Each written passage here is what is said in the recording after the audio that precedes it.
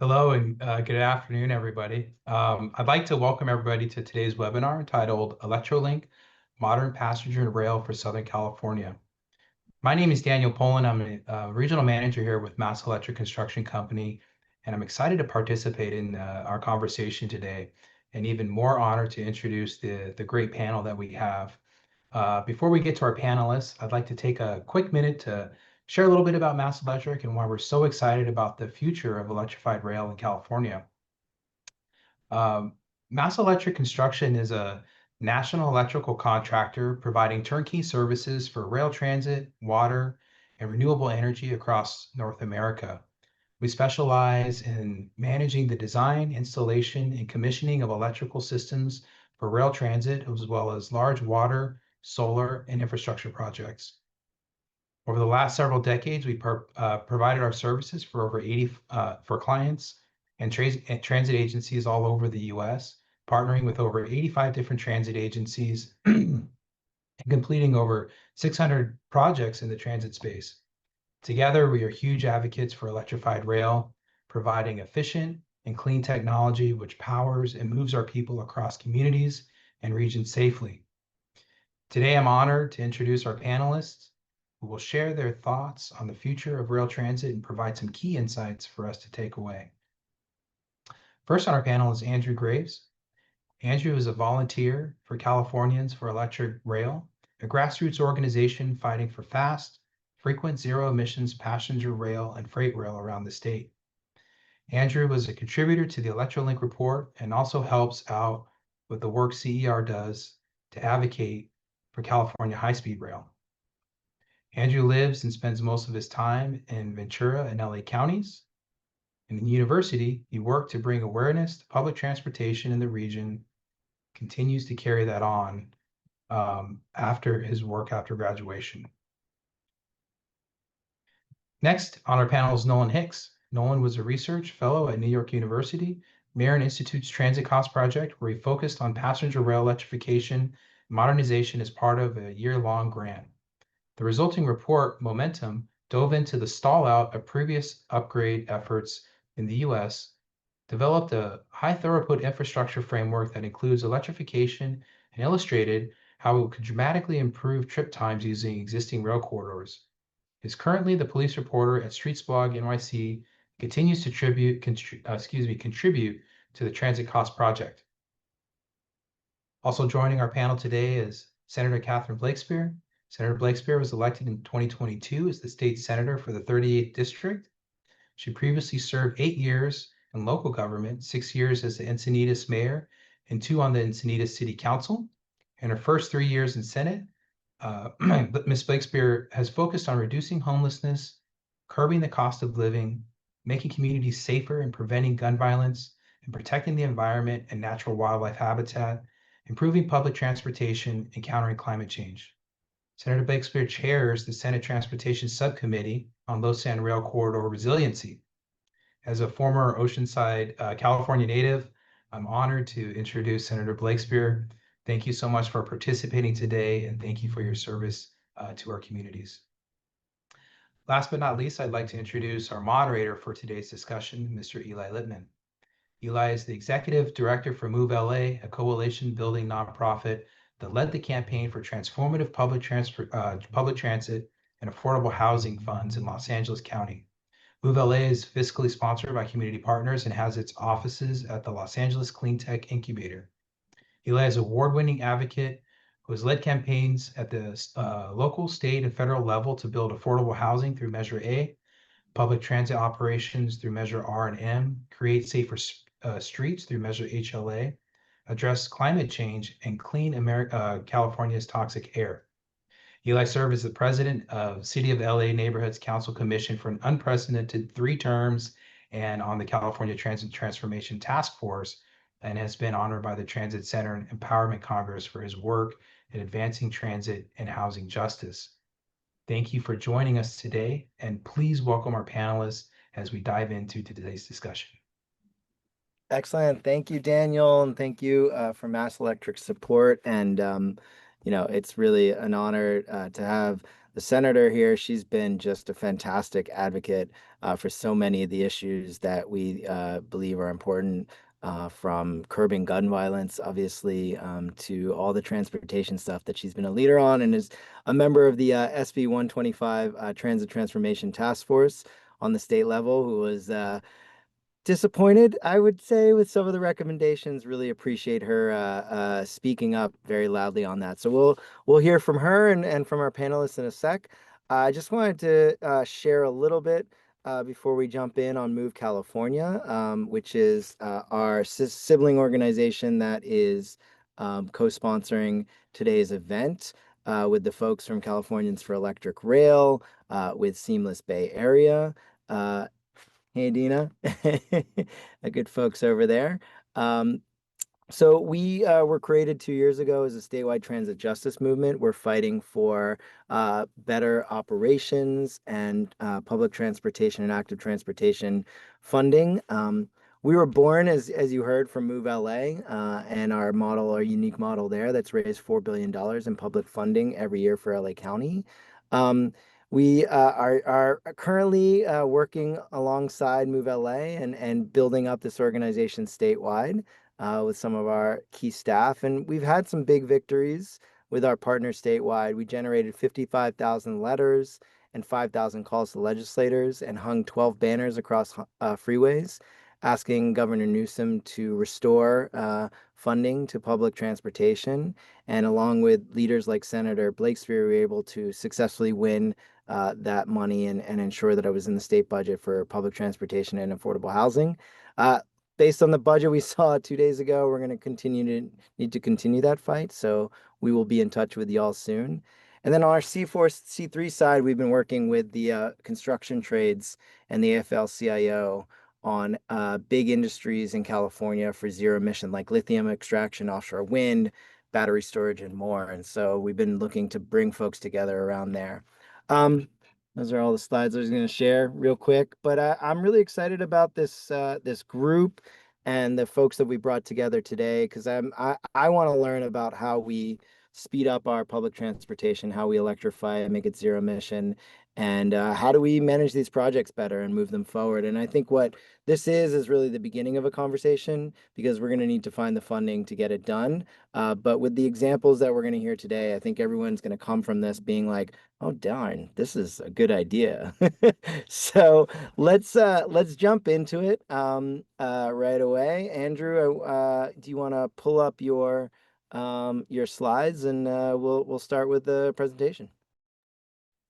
Of course, yeah. Thank you for the intro. Hi, everyone. I'm Andrew. I'm glad to be here to represent Californians for Electric Rail. And these slides are going to be on the report Electrolink that we released or at the end of last year.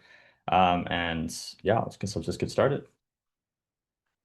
So if you're not aware of who we are, we're a grassroots organization. We're all volunteers, and we kind of make up transit advocates across California. Our main focus is on electrification, but there's a lot of things that tangentially relate to improving service, and we like to be there to support increases in service in any way that we can. Obviously, rail electrification is key to reducing our carbon emissions statewide. That and also just getting more people onto transit. I don't know if most of you are aware, but most of our vehicle miles traveled generated in California are from trips that can easily be replaced by high quality regional and intercity rail. Most of our carbon emissions from transportation are from people driving, whether that be on commute to work or between other places that they drive to. And our goal is to get as much of that possible converted to rail, to more efficient means of movement. So currently in Southern California, there's a few services. A lot of them share trackage, but we have Pacific Surfliner, Metrolink, and Coaster.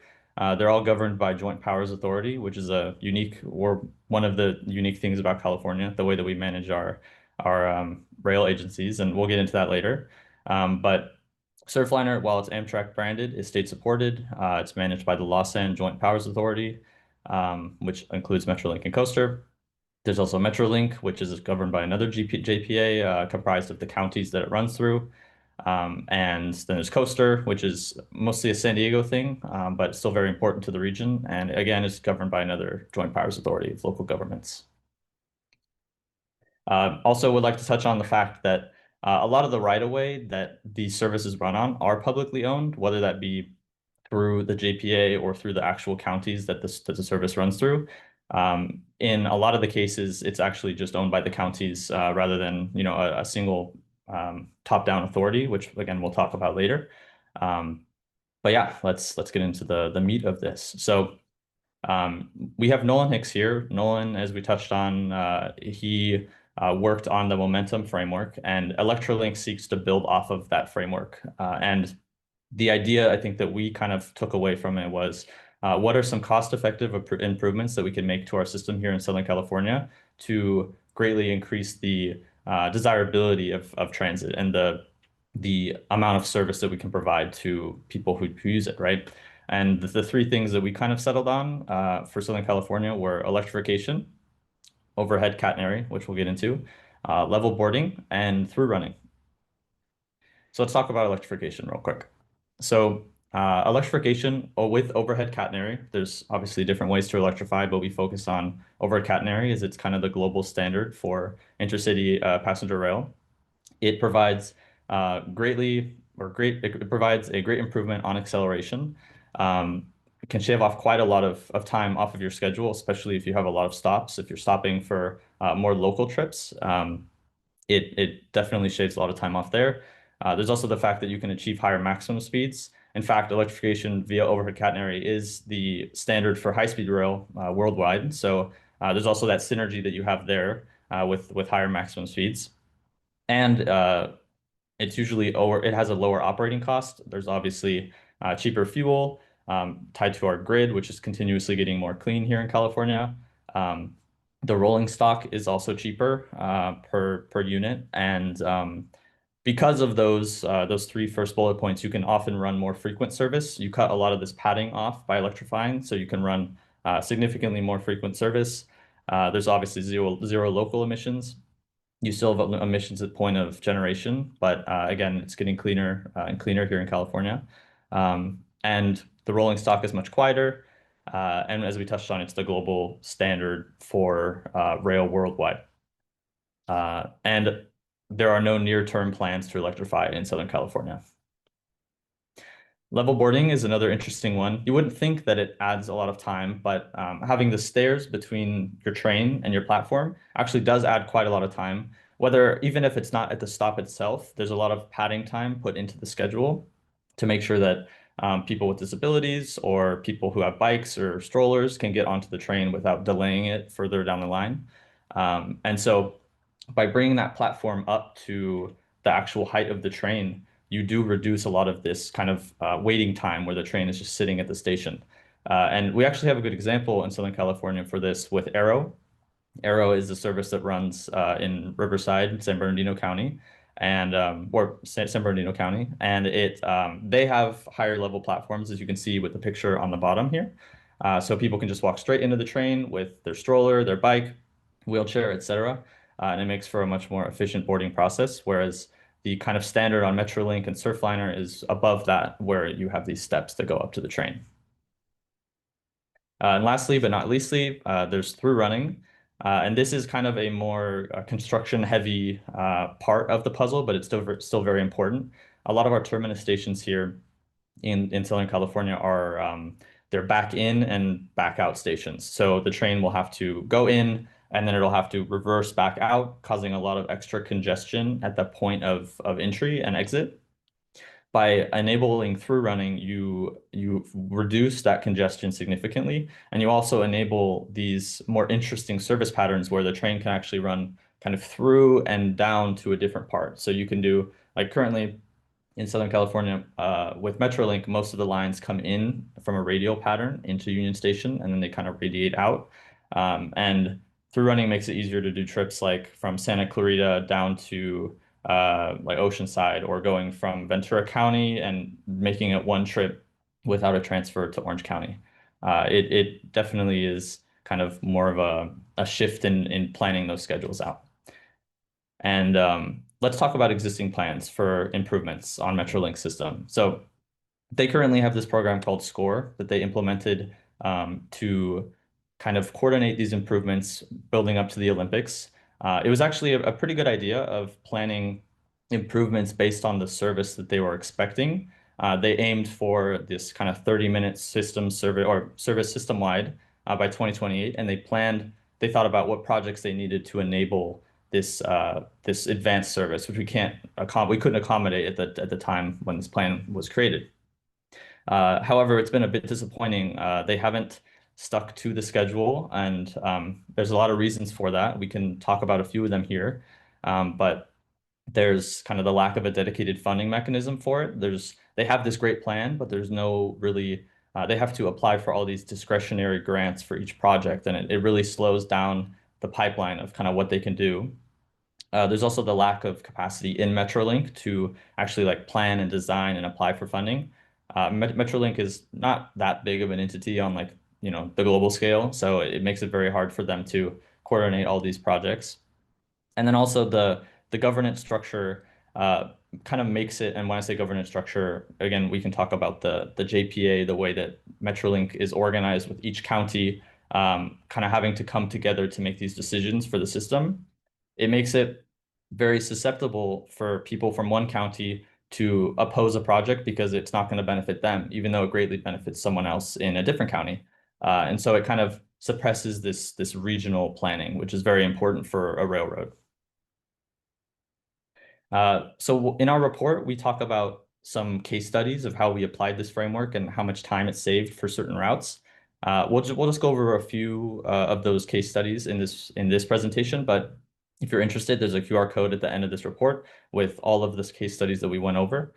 And as you can see, there's quite a lot of time savings from our calculations where we've basically shaved off that time for acceleration gains and also the level boarding decreases in stopping time. So the first one is the Santa Clarita to San Diego Surfliner. Currently, the Surfliner goes from San Luis Obispo to San Diego, but our idea is with the introduction of high-speed rail into the Antelope Valley, you can improve service all the way up to Santa Clarita, make it more efficient and more desirable to use before it gets down to LA. And you can take a bus to get up from Santa Clarita to transfer to your train in the Antelope Valley. And this would significantly shorten the time by electrifying up to Santa Clarita.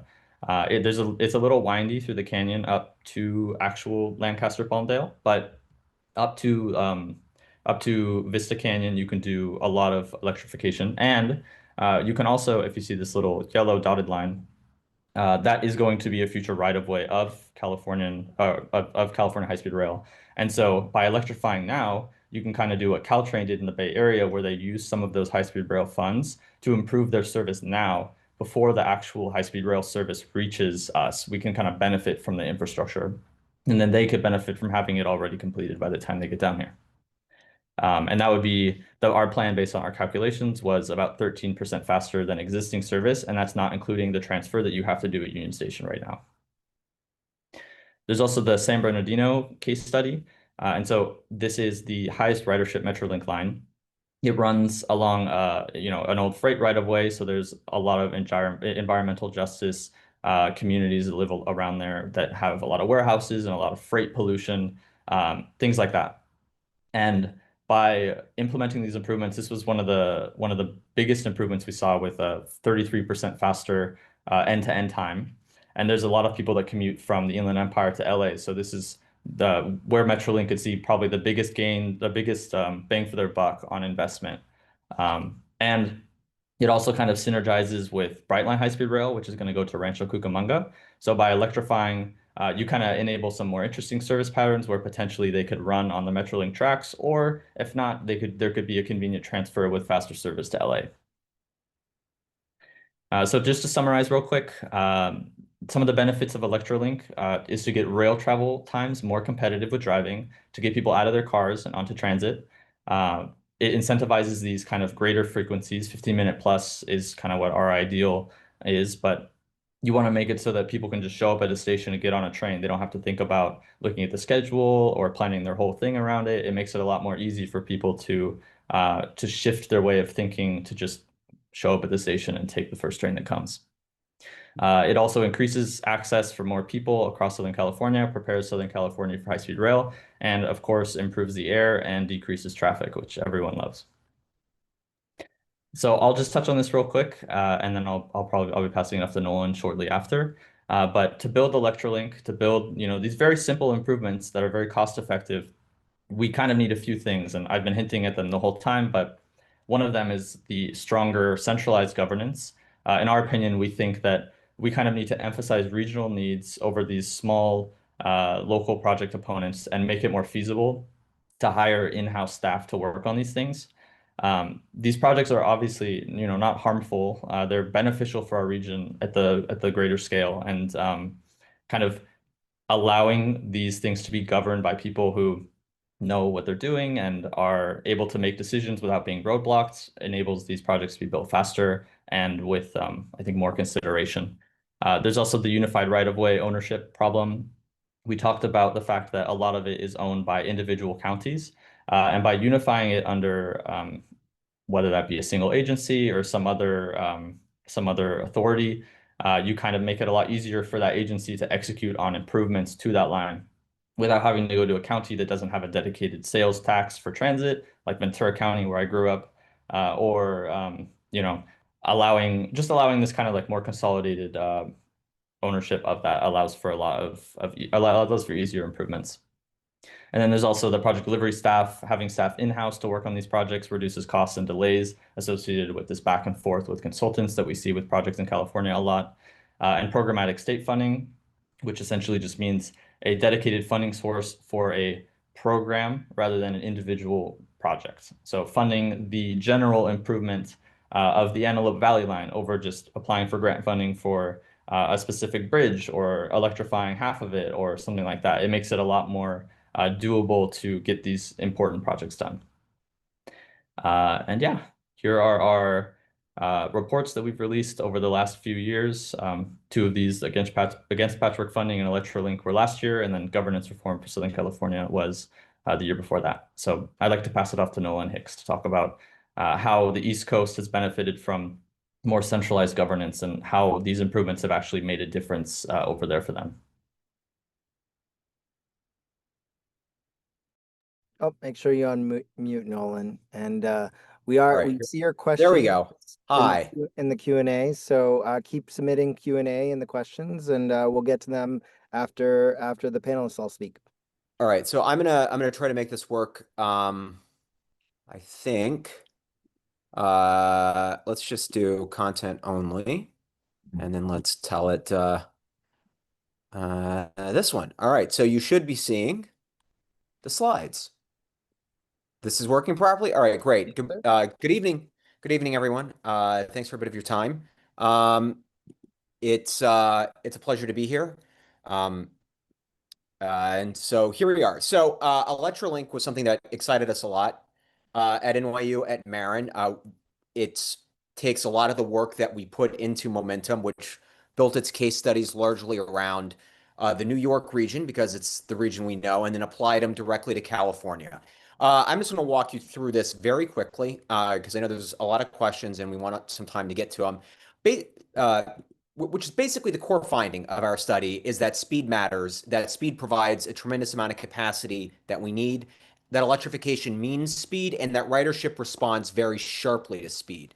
This is true throughout the throughout the post-war era, rather, even in countries that saw massive expansions of their freeway system like we had here.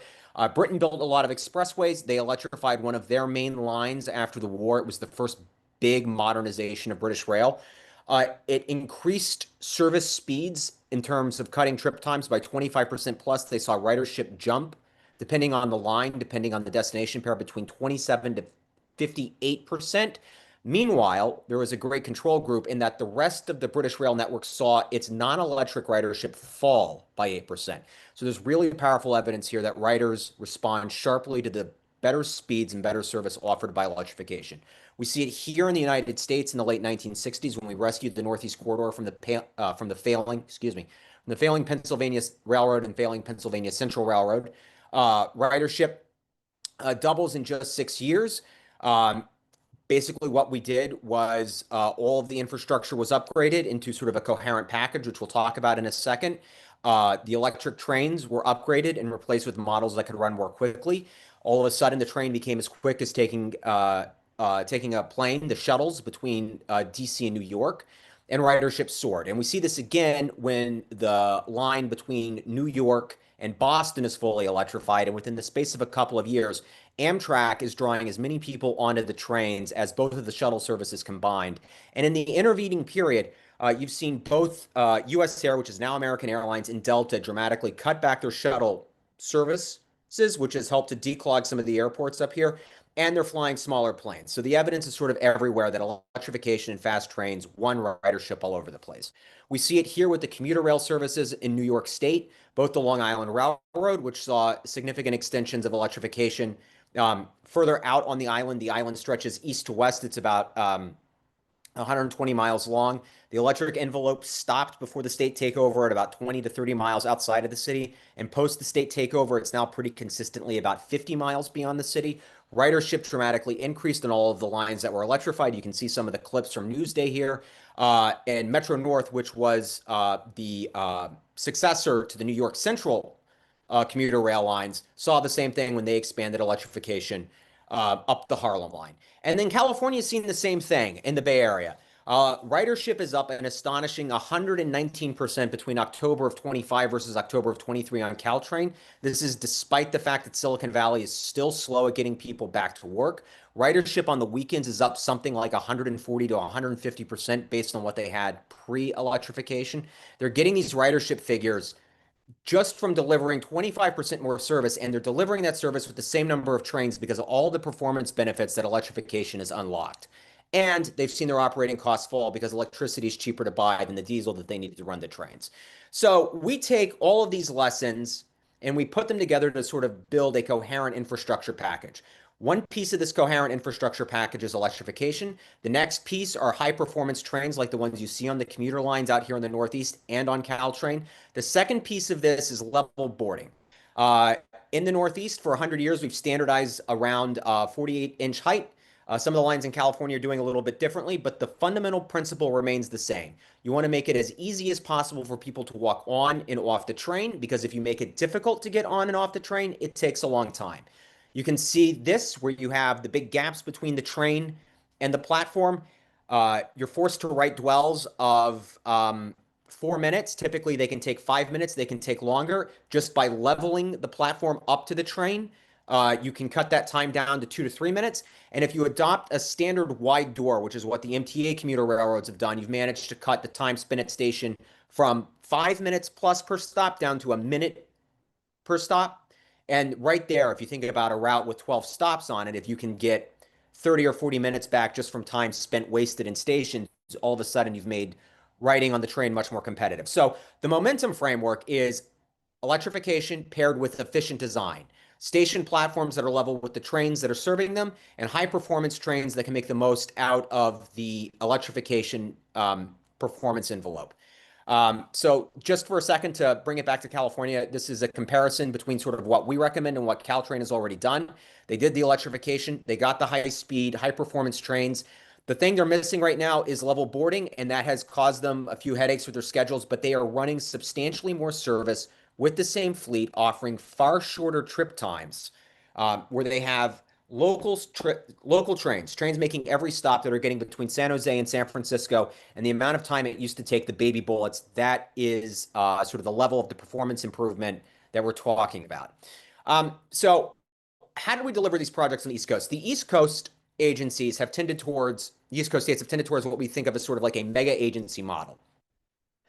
This infrastructure framework is generated when New York State takes over the Long Island Railroad and subsequently takes over the failing New York Central commuter lines and the New York City subway system, sort of puts them together all in one giant agency, the MTA.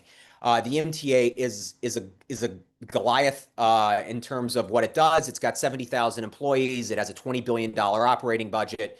And all of it is a single state agency.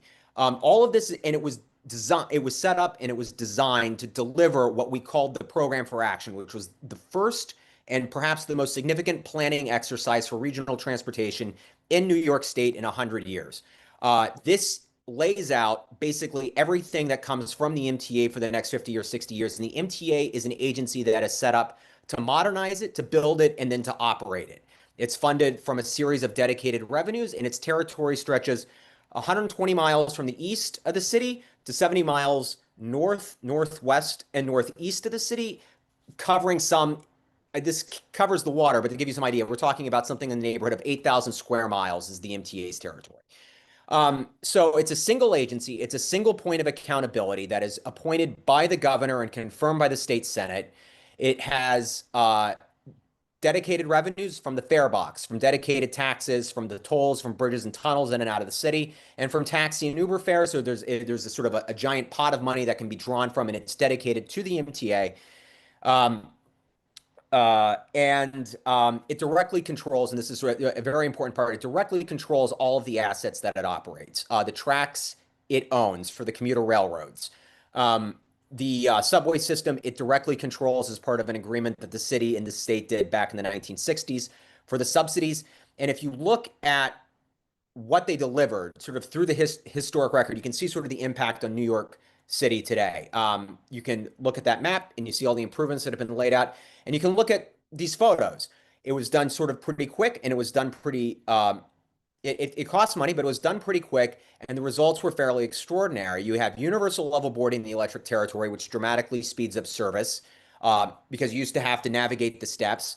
We adopted high-performance train sets like the ones that Caltrain has, although they're single level because of how, sort of the constraints that we face from the tunnel designs here that are 100 years old. But they mirror a lot of the performance aspects that you find on subway trains. And sort of the end result is we have the two highest ridership commuter rail systems in the United States, regularly feeding into the heart of Manhattan, making suburban commutes possible. And all that is, of course, layered on top with a very expansive subway system and a very expansive bus network. So that program for action in terms of what it recommended for the city and what it recommended for the commuter railroad serving the suburbs would lay the groundwork for the next 60 years for what New York City does and what New York State does in this region. And a lot of this lays in the groundwork for how we overhaul the Northeast Corridor in the 1970s. But progress basically stops there because in the 1980s, there are these massive budget cuts to the federal planning agencies that basically reduced them to safety regulators and grant writers. 2/3 of the Federal Railroad Administration saw its staff laid off. The Federal Transit Administration saw its research budget cut by 80%. The public knowledge is decimated. All of this work is lost. It's put on the shelf, or it's just entirely forgotten about, including a lot of the infrastructure engineering that we're relying on. We had some folks do a solid for us and get some of it out of the archives. And then, but sort of the sum effect is that the public knowledge has been decimated. You put private consultancies and private interests with very little interest in doing passenger rail service in charge of, sort of shaping this vision. And then you combine all of that with very inconsistent funding, and what you have is a pretty systemic stall out. So this is sort of where we are on the East Coast. Amtrak's Northeast Corridor got the entire improvement package, but it took about 25 years. In Massachusetts, they have partial level boarding and they're working to expand it, but there's inconsistent funding. They have no electrification for their commuter rail services. In Jersey, you find the same thing, partial electrification and partial level boarding. They're working to expand the level boarding because they see the time savings there, but they don't have the money because of all the funding fights in Trenton to expand the electrification, though hopefully that might be turning the corner. The financial troubles of SEPTA are entirely dictated by Harrisburg, but they are fully electric and they understand the importance of level boarding. And when they find the money, they put level platforms in at stations. And in Chicago, they're doing, when they can, again, an agency that faces real money constraints, they're doing level boarding when they can, but they don't have the money to really think about electrification. So this is sort of where we are. And we're really excited that the work that we did here was taken and was put towards really giving a hard look at the commuter rail services there in Los Angeles. And we think that the combination of electrification and level boarding have real potential to sort of revolutionize how people get in and around the LA area, and more broadly, how people get from San Diego to Los Angeles and beyond, even even sort of outside of the official high-speed rail program. So that's my bet. I'll turn it back over. Awesome. Thank you, Nolan. And when I had the chance to be in the Bay Area over the summer with my kids, and my kid's name is Cal, and we just took a day with Dad riding transit, and we had to go ride the Cal train with Cal. And what really I loved the most about it was how quiet it was, which I don't think you mentioned, but it just really is a nice feeling and a nice ride. And as a family that loves Lego, I think it would be really much cooler for us to be able to take the train to Legoland than drive. And that can really only be done effectively with a much faster train. So, Senator Blakespear, Catherine, you've been phenomenal on these issues. You've been a leader on transportation. Thank you for fighting so hard for transit in the state budget. We've got some more fights ahead of us, but we'd love to get your thinking or thoughts or feedback to what's been presented here today, and kind of talk about what you've been working on and maybe what you have teed up. Well, great. Thank you so much. I really appreciate being invited to participate. And I want to thank Seamless Bay Area and Californians for Electric Rail, and then, of course, the many event partners and fellow panelists. I've really enjoyed the first little bit that I've just been watching here, so I appreciate the expertise that's brought. As was mentioned, I'm Senator Catherine Blakespear, and I represent the coastal communities of northern San Diego County and southern Orange County. And I'm passionate about public transportation. When I was first elected to the Senate, I'm starting my 4th year, so that was 3 years ago, I asked the Senate to create a new committee to examine and support the rail line that runs from San Diego along the coast through LA Union Station and then all the way to San Luis Obispo. It's the rail line called LoSan, which is frequently referred to as the second busiest corridor in the nation after the Northeast Corridor. And I did go back to DC and lobby around this corridor and met with the various people associated with the Northeast Corridor to try to see if we could model some of the things on LoSan after what's happening out there, because it is much more successful. So this committee was formed. It's called the Senate Transportation Subcommittee on LoSan Rail Corridor Resiliency. And so we've been focusing on over the last 3 years on the weaknesses and the problems with the line, which are many. We need to improve planning and management. We need to build ridership. We've held 8 hearings, and we've pursued greater funding and reforms. And I think one of the things that, as I was listening to the details around platforms and that, there are foundational things that have to happen first. And I think those are reliability, and then frequency. So if people are delayed, I think people have a very low tolerance for their transportation trips being disrupted. So if that is because of what they call strikes or suicides that happen enough times where there aren't appropriate responses like bus bridges and immediacy where people can get where they need to go to get home or not, or whatnot, people will default into driving. So it's just a much different relationship now than we had in a post-war era or even in the 1960s and 70s. I appreciated seeing those photos, but I do think that some of the basics have to be handled first. And when we have something like Metrolink is really, financially potentially very much at risk, its solvency, because its member agencies are considering reducing the amount of subsidy, and that means that they're going to be potentially cutting the amount of service they're providing. So if you only can go somewhere twice a day, that really cuts down on whether you're willing to take that trip on transit. So, I feel like we're having foundational problems with transit, particularly just trying to compete with other priorities in the state financially, and then dealing with a really fractured governance model. So I think, getting back to the LoSan experience, we have had a lot of inaction along the rail line. And I think of the section in Del Mar as being a good example of it being really unstable along the cliffs in Del Mar. But then it's taken more than 5 years, and the Sandag agency, which I chaired, is no closer, it seems, to actually settling on a potential tunnel design of 1.2 miles than they were many years ago, because of enormous amounts of community pushback to really doing anything that would be visionary. And so, because we have such a hyper-local process for decision making, things get very bogged down, and so we don't end up moving forward with really important projects for essentially parochial reasons. So we also have these track closures along Low San, in San Clemente, and actually not very much in Del Mar, thankfully, but mostly along San Clemente, and even just at this very moment in Santa Barbara. We saw land movement adjacent to the rail corridor, and that has suspended rail service between Santa Barbara and San Luis Obispo. And it's also closed this pedestrian path in San Clemente that's right near the tracks.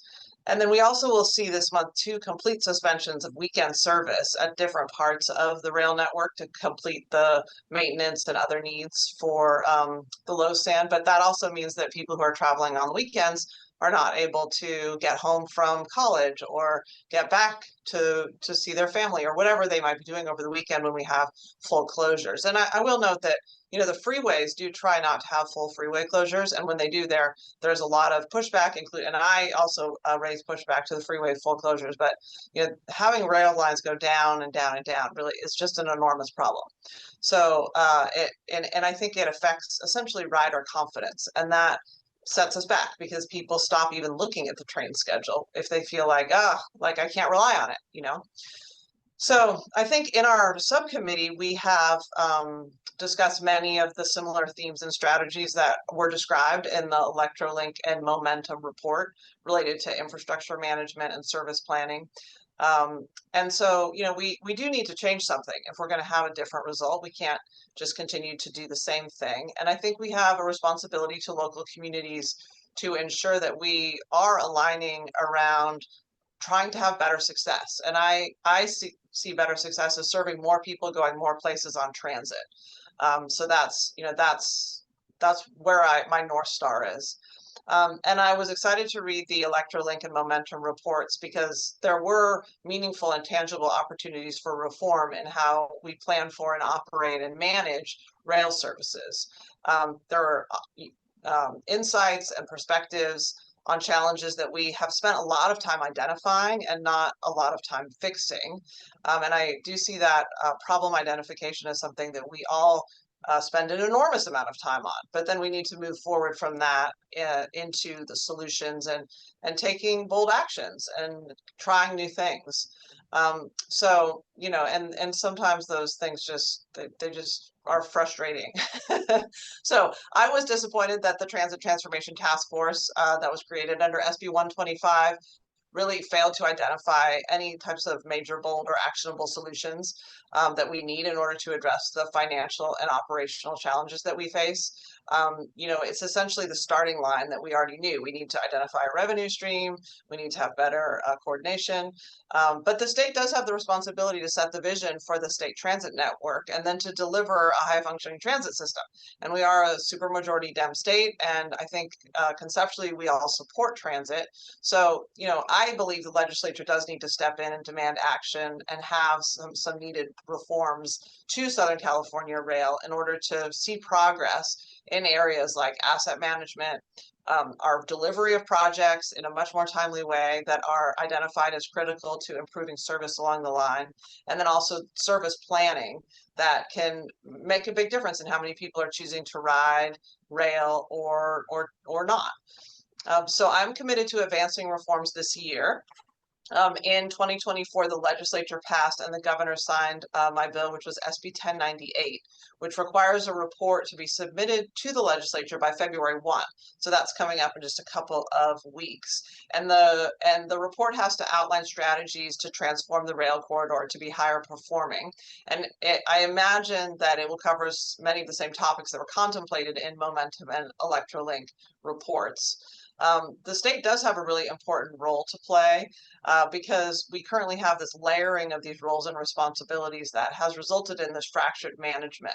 And the different owners and operators are used to doing it the way they've been doing it. So, how do we force more coordinating of schedules and fares, improving the interoperability between services? Because right now there's a really arbitrary line between counties, and people, might drive across from San Juan Capistrano to Oceanside, and they're not seeing that as a reason that they should have to get off and take a different train.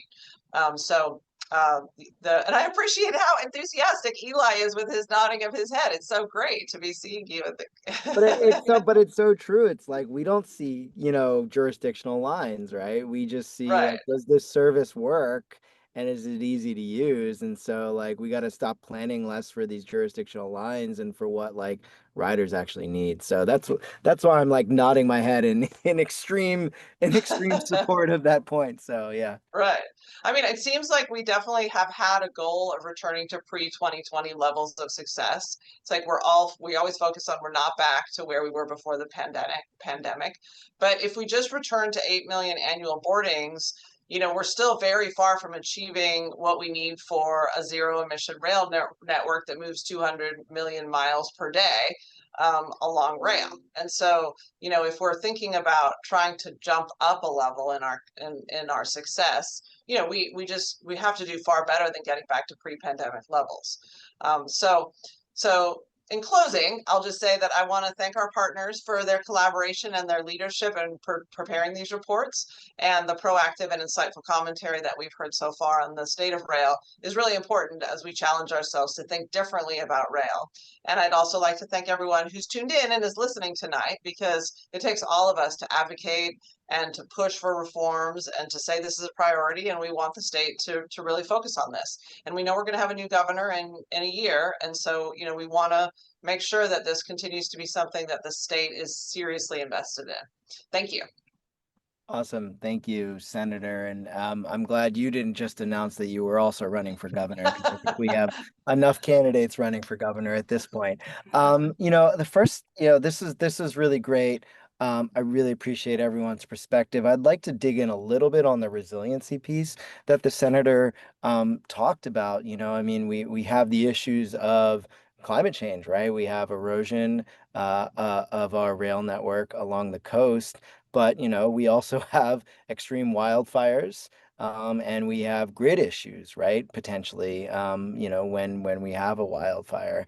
And so, I'd like to put out to sort of the panel, and I know Nolan, a little bit about resiliency challenges, but so maybe you jump in first, but like how do we do this in a way that we ensure resiliency for decades to come, really? Because again, as the senator pointed out, and I gave my strong support for, is if we have to cut service and put people on a bus, they're going to just stop. It's exactly what people do.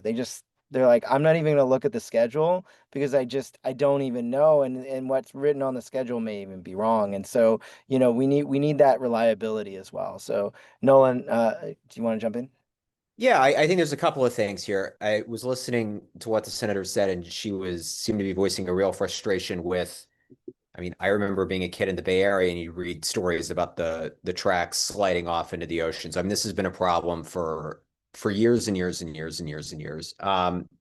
And she was expressing a real frustration there with sort of this idea of everyone knows it's a problem. Everyone knows the tracks keep falling into the Pacific, and yet, sort of getting something done to fix it hasn't happened just because of how fractured sort of the capital investment, just to focus on the capital investment piece of it, is out there. We have a lot of really low-slung rail lines in New York City. It's a city of islands. It's a city, sort of islands and peninsulas sort of going off in every different direction. And one of the things they did to save money when they built these railroads 150 years ago is they put them as close to the water line as they could, because it meant being able to sort of avoid most of the hills. So like the Hudson Line, for instance, which comes up from the city and runs all the way up to Albany and then heads to the west, it runs almost entirely at the water level. And one of the things we're having trouble with is with sea level rise, the Hudson River is rising too, and the tracks are so close to the water level. Every time there's a storm, the tracks get inundated. And the MTA has the ability through sort of our configuration, which, the governor said, this isn't acceptable. The MTA has sort of buckets of money dedicated to it. One of those buckets of money, $1 billion, which is give or take the cost of fixing, I think she said it was sort of the one section around Del Mar that keeps sliding off into the ocean. There's going to be $1 billion resiliency program for the Hudson River line going out next year or the following year. And as part of just a routine investment package to fix it, raise the entire line up, and then rebuild seawalls around it to keep it going the entire way. So I think it's an example of how governance, it's a more concentrated government structure where you sort of have one entity in charge of delivering for a corridor and operating that corridor. It makes it easier to deliver these sorts of improvements. You sort of see the same thing on Long Island. Long Island is very low. We run rail lines. One of the things they did in the 1960s is they elevated the entirety of one of the rail lines. It took some money and it took a little bit of time, but the MTA had the ability to just to go in and to do it without having to really negotiate for every pot of money and every pot of grant. It was a gubernatorial priority. You get the permits, you go in there, you build it, and you get it done. And so we have a line that sits pretty close to the barrier islands going out into the ocean, which is not dissimilar really from the Pacific coast along there, where sea level rise is a huge issue.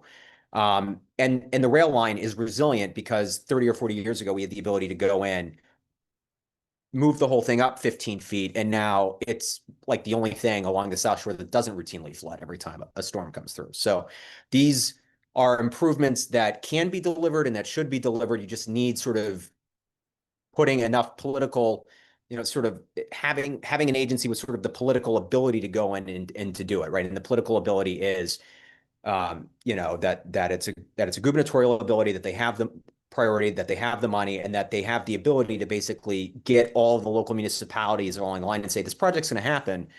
What do we need to make you interested in making this project happen? But it's going to happen sort of regardless. Interesting. Yeah, I know in the recent years, the state has established an extreme heat position and also more resiliency, but I think they're a little bit disconnected at the governance level. We have the Natural Resources Agency and our transit agency. So there might be an opportunity to really think about resiliency all as one. Anybody else wanted to jump in on the resiliency piece, or should we move to the next question, which is about platform height? Okay. Let's so we got a couple of questions about different level boarding. So I'm combining a few from Alon and Anthony, and then also a really good one from Matthew, about different standards for platform height. East Coast is 4 feet, Europe is 55 to 76. So I guess the question is what's going on with these discrepancies in platform height? Do they accommodate people with disabilities or mobility challenged passengers as it relates to station dwell time? Can they with the level boarding and larger doors? So Andrew, I assume that you might be able to take this, but Nolan, you might also have some experience with that from the East Coast perspective. Yeah, I'm less familiar with the specifics of standard setting within California, but I guess I can talk on the fact of the importance of having centralized planning for that specifically, so that you don't have this problem where one agency will do, a little shuttle flirt where station height will be at a certain level and it won't be able to interrupt with another system. That's something that you'd be able to gain from having centralized planning, whether that be at the state level or regional level. I think in our report, and this is kind of going to another one of the questions here about kind of what our suggestions are for the governance reform specifically. I think Adriana answered it, but I'll just touch on it. We have it mentioned in our report, page 11, but I can read the part out of it. It's so I'm reading from the report right now. There's a range of options: state-level entity just directly administering service and a unified right-of-way with service planning input from counties. Two, a regional board appointed by the governor with state-funded staff and unified right-of-way. Or three, the existing JPA with a dedicated operations funding mechanism for service and unified right-of-way ownership. And I think, yeah, a lot of these problems tend to go away with the development of these standards kind of at a state level or even, you know, a national level if that's what ends up happening. But as our national government's a little hostile towards transit at the moment, I don't see that happening national anytime soon. Well, and it sounds like this was one of the things we learned from Caltrain too, is like they're struggling right now with you know, with unifying the level Yeah. platforms. Yeah, they've seen there's a little bit of schedule slide because if you take a Caltrain, you have to step up and on, which is an added complication. The everyone's standards aren't that different, if that makes sense. So like I think the Brits have like a 40 or a 44-inch standard. They developed their railways about the same time we developed our railways. We developed with a 48-inch standard. So all these systems sort of the legacy systems are all sort of quoting each other, if that makes sense. And because so much of the rail infrastructure was developed by the New York Central and the Pennsylvania Railroad, if it could fit, then it fits now. And so we've just sort of kept at it. The 48-inch standard is the East Coast standard. We just sort of took it because traditionally the biggest commuter railroads and the intercity services have been in the East Coast and the Midwest, which are either all at 48 inches or partially at 48 inches. And we just figured it made sense to just sort of take the thing everyone has already agreed should happen, but no one can find the money to really make happen and just do it, if that makes sense. You know, Yeah. Okay. yeah. That's great. Well, we have one time for one last question, and then we'll wrap up. And I kind of, you know, I want to paraphrase, I guess, kind of some of the questions that have been asked. You know, and I had the opportunity to go out to San Bernardino and ride the Flirt train to Redlands, which is not electric. As Brian Yanity points out, it's based off of hydrogen. I also noted in the state budget that the Arches proposal, which was state hydrogen hub, is not funded in the governor's budget this year. And so, you know, I guess the question, you know, maybe is to Senator Blakespear. We're about to, you know, it's budget season now. We're hitting that. You know, how do we? I guess the question is, you know, with a limited resource and the need to do all this work, including, you know, resiliency, where do we put our state's money? You know, where do we find the money for these projects, and where do we dedicate our resources? And then maybe, you know, Andrew, if you know, you want to talk what you'd like to see in the state budget going forward for projects like this. Yeah, you know, I think one of the biggest questions is whether we have funding streams that then are paired with governance reform requirements and what that looks like. Because in California, we've really hollowed out our rail expertise. And we've also just recently had even the couple people who did actually have a deep knowledge of it have now left. And so it is, you know, we don't have like a Caltrans equivalent for rail, which would be great. So building that back up, of course, takes a financial commitment, and you know, it is true that there's a lot of reliance on consultants. I think high-speed rail is an example of rail that is moving forward in California, but had been bogged down with over-reliance on consultants at the beginning, but then also just the enormous delays around right-of-way acquisition and utility relocation. And you know, there is a lot that has been built on high-speed rail, and it receives a lot of negative feedback from some, but in reality, it is an investment in the future. And it is the kind of thing where we need to have a similar type, we need an approach to rail throughout the rest of the state, because it very much is on the brink. And I think it's, you know, we don't want it to collapse. And so making sure that we don't let that happen on our watch is really important to me. Yeah, and I totally agree. I think providing these funding streams and maybe calling it more of like a carrot method rather than a stick method of getting these JPAs and other areas of the state to kind of come along. You've seen a lot of benefits that high-speed rail has been able to kind of slowly accumulate because of their size. California high-speed rail specifically, where they've received specific permitting reform or specific abilities that aren't granted to other agencies across the state. And I think a lot of these people that, make up these agencies would like to see the ability to actually get work done, right? Public sector people don't like being blocked from doing their job, right? So I think there's a lot more detail in the report specifically if you're interested. But yeah, that's my piece. Amazing. Yeah, and I agree with both of you. I mean, high-speed rail really, and electrified high-speed rail really represents our future. And I think, we become the leader in the United States on this, and I think, it really shows our leadership compared to a federal government which just wants to take us back to, a lost era. So I'm glad to see the investments in high-speed rail. And I think Move California, Move LA, our partners on this call, Californians for Electric Rail, Seamless Bay Area.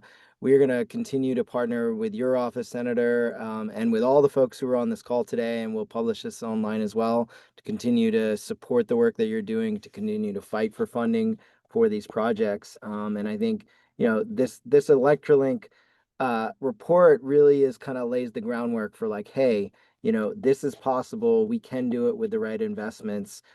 So yeah, so thank you, Nolan, for zooming in super late. I know it's 9 o'clock for you as well. And thank you, Daniel, and to Mass Electric for making sure that programs like this can happen today, and that we can build the type of network that we need. So I know there's like the chat is blowing up and we got lots of questions. I think we'll continue to try to answer some of them. But as always, Andrew, or Adriana, if you want to just post in the webinar chat like how to follow up with contact, that would be fantastic. And if anybody wants to get more involved with our advocacy work, fighting for a better state budget and more funding for transit, just visit movecalifornia.org. And for those who are in the Bay Area and want to see funding for better transportation operations, talk to Adina Levin in Seamless Bay Area as they're launching their campaign. I believe next week. I just got an announcement, January 23rd, to start collecting signatures for their operations measure, which will be a sales tax measure in the 5 counties in the Bay Area. So lots of exciting stuff to do, lots of work to do. And we are here to, as your foot soldiers, I guess, Senator of Lake Sphere, to get that stuff done. So please, Alex is great. Thank you for all the great work that your staff has done. And we will look forward to continuing to work with everyone here to